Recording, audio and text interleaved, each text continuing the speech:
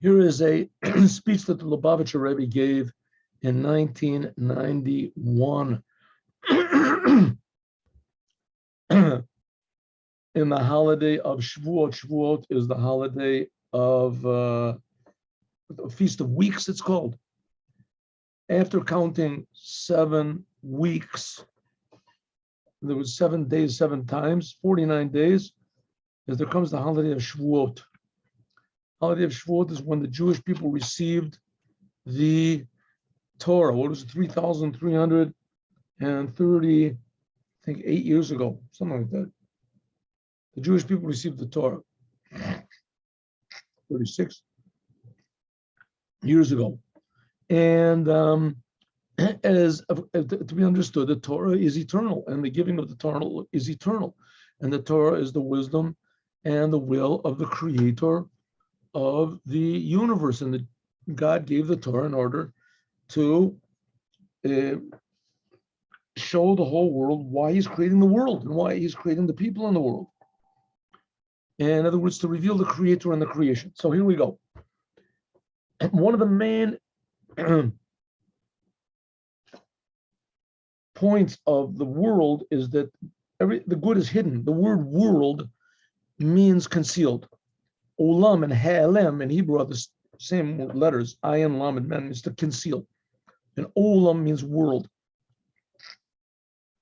So the good in the world is concealed. And God created the world with the good in it concealed, and he put Adam in it to reveal more good. And there's even the good that was in the world when Adam was put into it was much more revealed now, but that was only like the tip of the iceberg. Adam was supposed to reveal the true good, the 99% good that was concealed.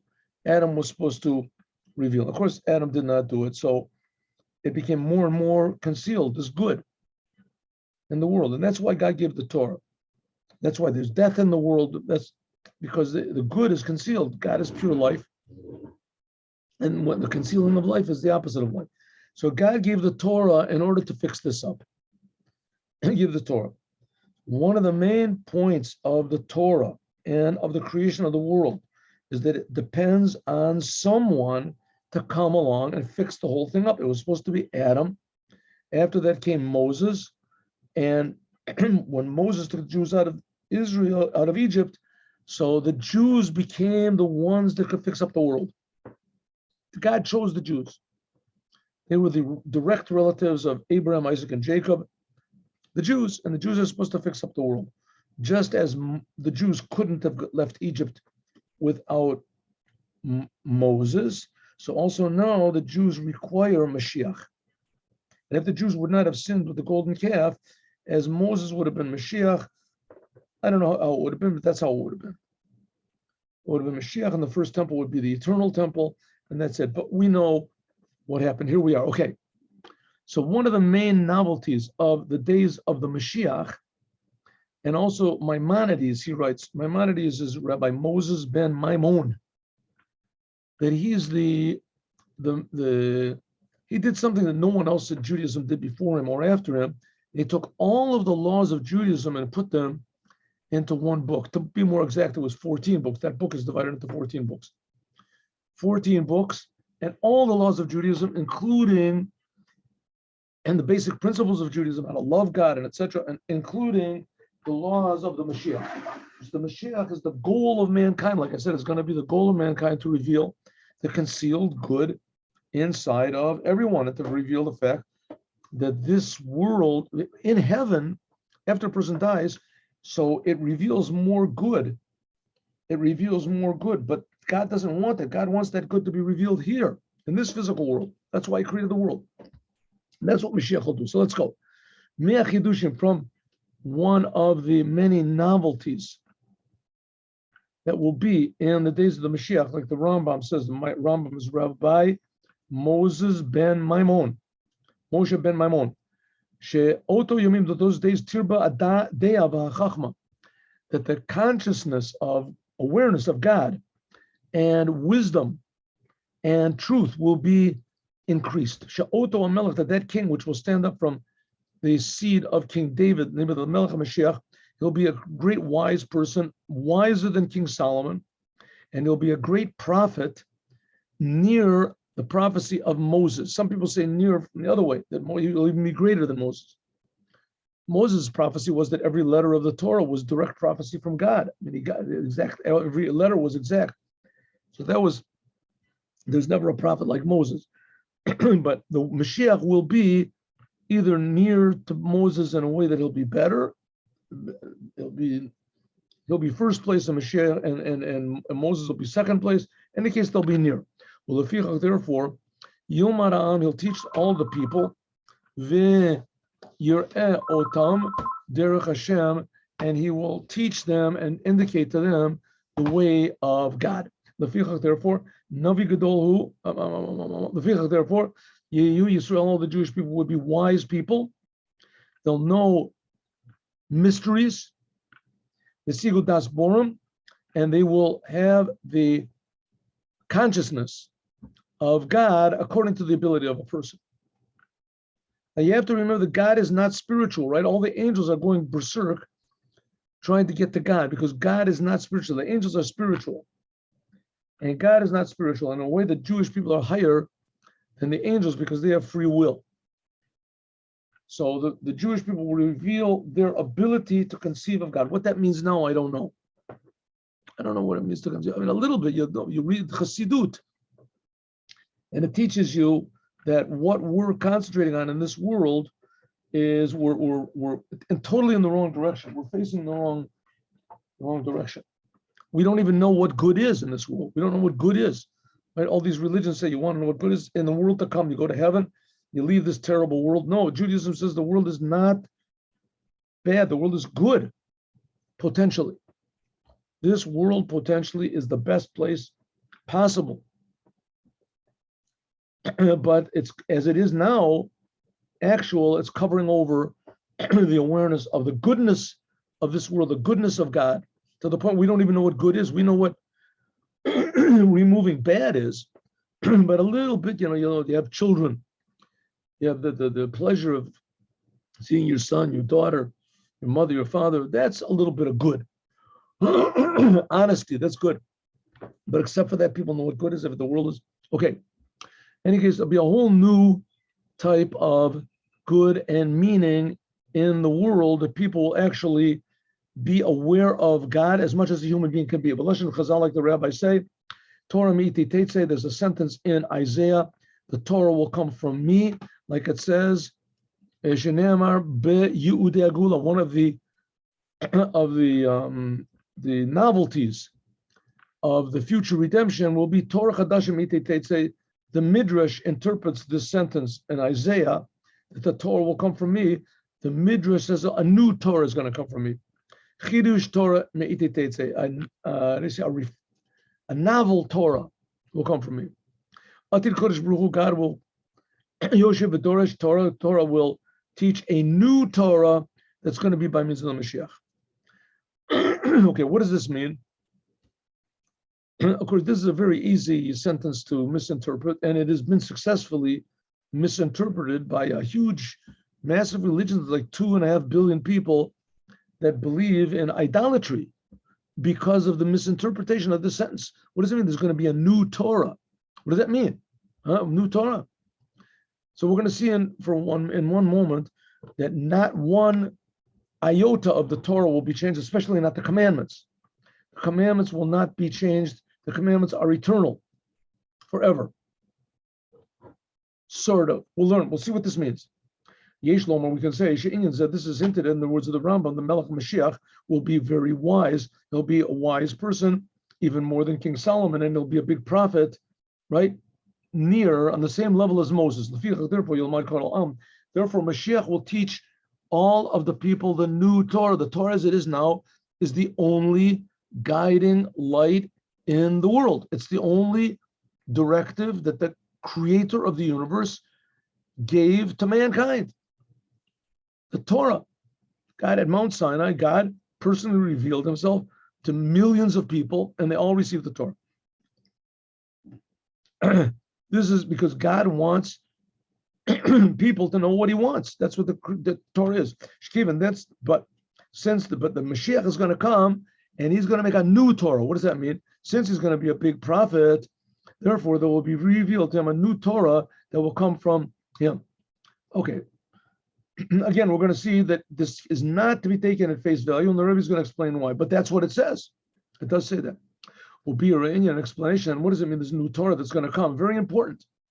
Two meanings. Number one, that the Mashiach will reveal new secrets, and that the Mashiach will reveal new laws. Let's see.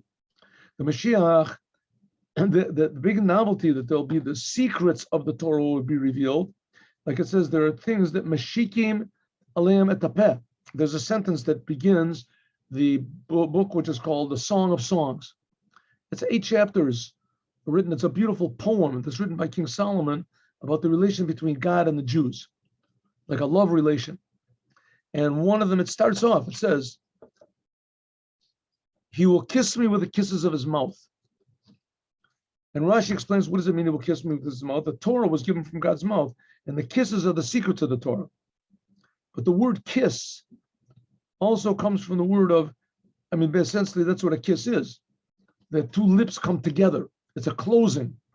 So it says, Mashikim, asifatayim aleim. There's some things which you have to close your mouth.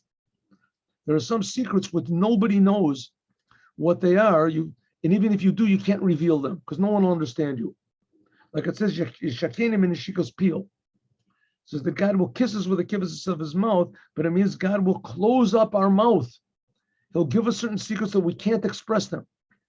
These things, these secrets that cannot be expressed now, will be, yes, revealed, but Torah Chadasha in the future. New secrets like we had with Rabbi Shimon Bar Yochai. Secrets of the Torah that were promised to the Mashiach will come and explain the secrets and the mysteries of the Torah as we find in many places. The Mashiach will teach the inside of the Torah to all of the people. That's the idea of Hasidut Chabad, is to teach these secrets to the world. And that, incidentally, is why every Rebbe of Chabad is the Mashiach of his generation. Mashiach will teach secrets, mysteries, the inside of the Torah. Right? Just like a person, a human being, right? A person has a body and a soul. You're really sure he has a soul? Maybe not. Here we just finished a huge world war where a person's soul was like a nothing. A body was just like like an animal, like a target. Millions of people died. Stalin killed, like they say, 50 million people. The Mao Zedong, in the name of communism, killed like 100 million people. That's what they say. A person is like a nothing, like a stick, like a nothing, because you don't see the mystery. As soon as you don't see the mystery inside of a person, then it becomes meaningless. The same thing with the Torah. As soon as you don't see the meaning inside of it, then the whole thing becomes like a big game. You can twist it around and change other meanings. So the Mashiach is going to teach the meaning of the Torah, the godliness of the Torah, the life of the Torah. So we'll see how precious every word, every commandment is. That's one explanation. Another thing, what the Mashiach is going to do is there's going to be a novelty in the laws. Like it says in the Midrash, it says one of the things that's going to happen, this is like a sideshow or whatever in Mashiach, is there's going to be a battle between this big fish and this big ox. A battle. Of course, this has all these spiritual meanings to it, but there's going to be a battle. And it says one of them is going to get, one is going to kill the other one will kill, each one will kill the other one. And from that, there's going to be a big meal for the tzaddikim, for the righteous people, the righteous Jews, whatever, in the future. Okay? So it's going to be a big ox and a big fish are going to fight and they're going to kill each other. And then the Jews will eat from this big ox and fish. Okay, there's a big problem. Fish, you can kill a fish anywhere you want to and you can eat it. You're not allowed to eat a live fish. But ox is an animal you can't kill how you want. If an ox dies from old age or gets run over by a car or you chop its head off or something, that's not permissible to eat that ox. Ox has to be slaughtered in a very, very precise and how do you say, directed way. Directed, what does it mean? Ketzad, how will they slaughter one another? Behemos notats betleviasan bekarno v'koro, that this big ox will gore the fish with its horns. The leviasan noten lebehemos, and the leviasan, he will tear the neck of the ox with its fins, v'nochro, and he'll slaughter it. Ask the Gemara, this is a proper slaughtering? In order to slaughter an animal, it has to be with let's say for our purposes, a knife, and it has to be totally smooth and sharp. You can't slaughter an animal. We learned in the Mishnah, you can slaughter, anyone can slaughter. You have to look in the Mishnah what it means.